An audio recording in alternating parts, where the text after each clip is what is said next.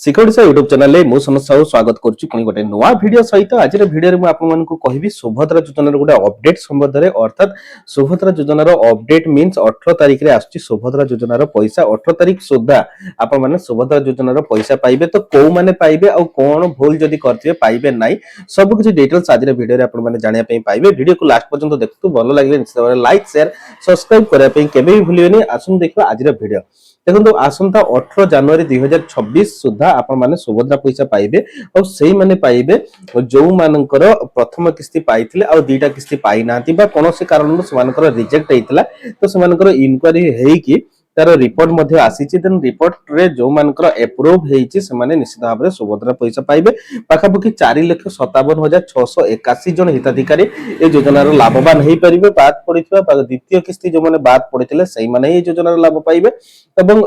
अभियोग शुणाणी रे पाखापाखि 24,018 जन हिताधिकारी शामिल हेइथिले पाखापाखि 250 कोटी टंकार सुभद्रा राशि बैंक खाता को जीवो और को माने पाइबे नाही सब किछि ठीक थाई मध्ये को माने पाइबे नाही जो मानकर डीबीटी नथिबो अर्थात डायरेक्ट बेनिफिट जो